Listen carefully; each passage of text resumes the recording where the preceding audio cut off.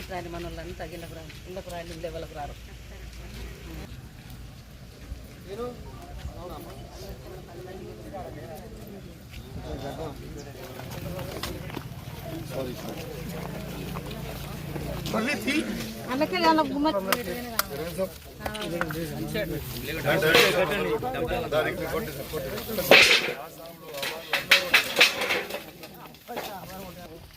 రైతు కొట్టిద్దాం ఆగే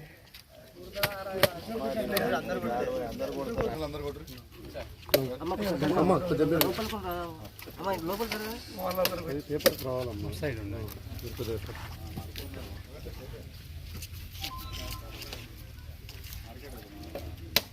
కొట్టుకోవరిగా పెద్దవాళ్ళు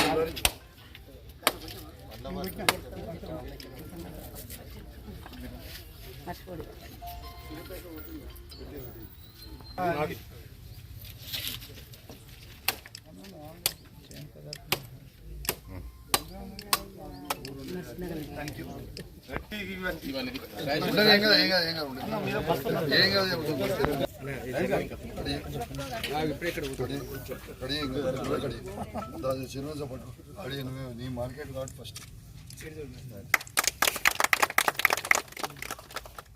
బస్తా తీసుకొస్తాం.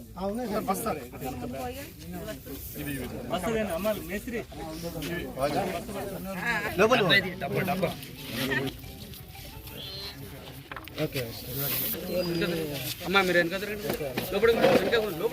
ఇక్కడ ఉన్నారు.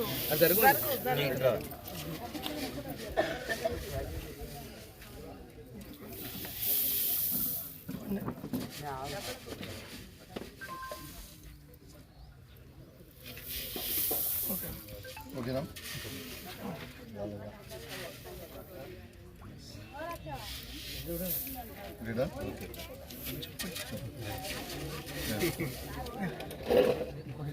సరే చూడండి అన్న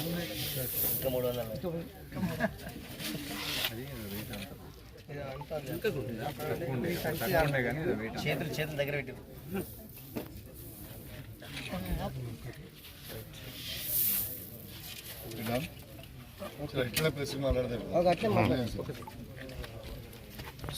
ఎలక్ట్రానిక్ మీడియా, ప్రింట్ మీడియా మిత్రులకి మరియు సింగిల్ విండో చైర్మన్ గారికి, డైరెక్టర్లకి, మార్కెట్ కమిటీ చైర్మన్ గారికి, వైస్ చైర్మన్ గారికి ఒక్కసారి మీరు అందరూ కూడా ఆలోచించాల్సిన అవసరం ఉంది.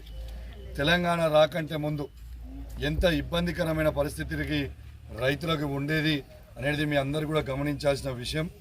ఆనాడు తెలంగాణ రాకంటే ముందు సమైక్య ఆంధ్రప్రదేశ్లో ఉన్ననాడు మన పొలాలు ఎండిపోయే పరిస్థితి ఉండేది, నీళ్లు సరిగ్గా వచ్చేది కాదు. ఆ రోజు కేవలం ఈ తెలంగాణ రాష్ట్రంలో మొత్తము కేవలము 68 లక్షల మెట్రిక్ టన్నులు మాత్రమే పంట పండేది తెలంగాణ రాకంటే ముందు. 10 సంవత్సరాలలో తెలంగాణ వచ్చిన తర్వాత 2014 నుంచి 2024 వరకు గౌరవ ఆనాడు తెలంగాణ తొలి ముఖ్యమంత్రి కేసీఆర్ గారు రైతే ఒక ముఖ్యమంత్రిగా ఉంటే ఎంత అద్భుతంగా రైతుని ఒక రాజు చేయాలని ఒక ఆలోచన ఉంటుందనేదే నిదర్శననే ఆనాడు తెలంగాణ ఉన్న తొలి ముఖ్యమంత్రి కేసీఆర్ గారు అని చెప్పక తప్పదు. ఎందుకంటే ఇవాళ 68 లక్షల మెట్రిక్ టన్నుల ధాన్యం నుంచి ఇవాళ తెలంగాణని భారతదేశంలోనే నంబర్ 1గా 2,68 లక్షల మెట్రిక్ టన్నులకి ధాన్యాన్ని తీసుకొచ్చి ఈ భారతదేశంలోనే నంబర్ 1గా నిలబెట్టింది మీ అందరు కూడా తెలిసిన విషయమే. అదేవిధంగా మీ అందరూ ఆలోచన చేయాలి, ఈ భారతదేశంలోనే 4.5 లక్షల కోట్ల రూపాయలు స్వయంగా ఒక రైతుకి సహాయం చేసింది ఆనాడు కేసీఆర్ గారు అని చెప్పక తప్పదని చెప్పి సందర్భంగా తెలియజేస్తా ఉన్నాను. నేరుగా రైతు బంధు 73,000 కోట్ల రూపాయలు రైతు అకౌంట్లో వేసిండు. ఇలా ఆ రోజు రైతు రుణమాఫీ 29,000 కోట్లు వేసిండు. కరెంటు సబ్సిడీ కింద 65,000 కోట్లు ఖర్చు పెట్టిండు. ఇలా కరెంటు ఇన్ఫ్రాస్ట్రక్చర్ కోసం 32,000 కోట్లు ఖర్చు పెట్టిండు. ఇతర ఇరిగేషన్ ప్రాజెక్టుల కోసం 2,71,000 కోట్లు ఖర్చు పెట్టిండు. అంటే దాదాపు 4.5 లక్షల కోట్లు ఇవాళ ఖర్చు పెట్టింది రైతుల మీద ఆనాడు తెలంగాణ తొలి ముఖ్యమంత్రి అని చెప్పక తప్పదని చెప్పి సందర్భంగా తెలియజేస్తా ఉన్నాం. అదేవిధంగా ఇలా సెంటర్లు కూడా ఇలా అద్భుతంగా ఓపెన్ చేస్తూ ఉన్నారు.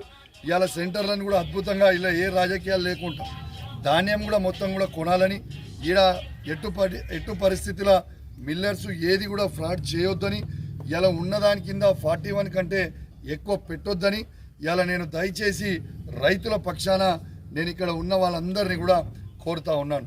ఇలా అదే విధంగా ఇలా కాంగ్రెస్ ప్రభుత్వం కూడా అధికారానికి వచ్చినప్పుడు ఇలా వీళ్ళందరూ కూడా అద్భుతంగా చేస్తూ ఉన్నారు.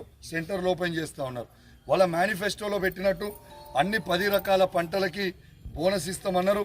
దయచేసి అదే విధంగా అన్ని రకాల పంటలకు కూడా బోనస్ ఇచ్చి రైతులని ఆదుకోవాలని విజ్ఞప్తి చేస్తూ, ఏదైతే పాత కేసీఆర్ గారు ఎట్లయితే ధాన్యము ప్రతి గింజ కొన్నారో అదేవిధంగా ఈ ప్రభుత్వం కూడా తప్పకుండా కొంటుందని ఆశిస్తూ సెలవు తీసుకుంటారు.